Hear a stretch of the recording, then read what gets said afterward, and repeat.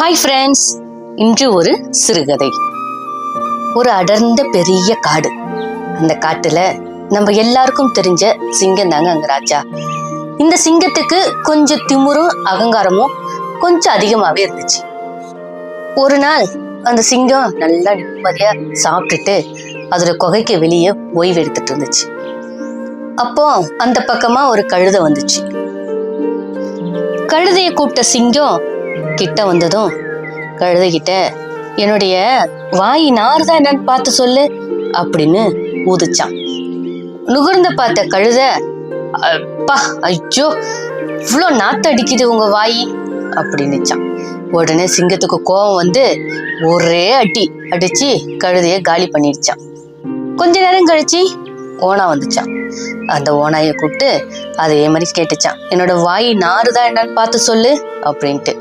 உடனே ஓனாய் நினைச்சுதான், ஐயோ இவன் ரொம்ப திமிரு பிடிச்சவனா இருப்பானே அப்படின்னு நினைச்சு, நம்ம நாறுதுன்னு சொன்னா ஏதாவது நம்மளை செஞ்சிருவான் அப்படின்னு பயந்து அது சொல்லிச்சான், நீங்களே காட்டுக்கு எங்களுக்கு எல்லாருக்கும் ராஜா நீங்க தான், எப்படி உங்க வாய் நாரும், நல்லா வாசனையா இருக்கு ராஜா அப்படின்னு சொல்லிச்சான். அதை கேட்ட சிங்கத்துக்கு பயங்கர கோபம் வந்து, எவ்வளோ திமிரு இருந்தா நீ என்கிட்டே போய் சொல்லுவ அப்படின்னு ஓனாய ஒரே அடிச்சு அதையும் காலி பண்ணிடுச்சான். அப்படியே கொஞ்ச நேரம் போயிட்டே இருக்கக்குள்ள அந்த பக்கமா நம்ம எல்லாருக்கும் பிடிச்ச குள்ளநரி வந்துச்சான். அந்த குள்ளநரிய உடனே கூப்பிட்டு, இதுகிட்ட கேட்போம், இது என்ன சொல்லுதுன்னு பார்க்கலாம் அப்படின்னு சிங்கராஜா கூப்பிட்டாராம். அதே கேள்விய குள்ளநரிகிட்டையும் கேட்டாராம்.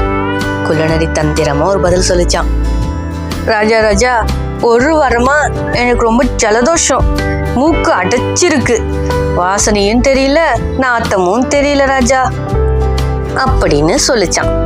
உடனே சிங்கம் வந்து, சரி சரி கிளம்பு கிளம்பு அப்படின்னு விட்டுடுச்சான். குள்ளநரி துண்டக்காலம் துணிக்காலம் ஒரே ஓட்டமா ஓடி போயிடுச்சாங்க.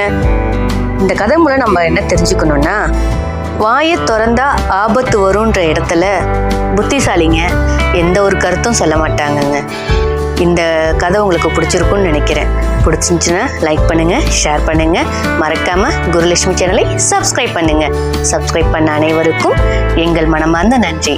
தேங்க்யூ, பாய். வேறொரு வீடியோவில் சந்திப்போம்.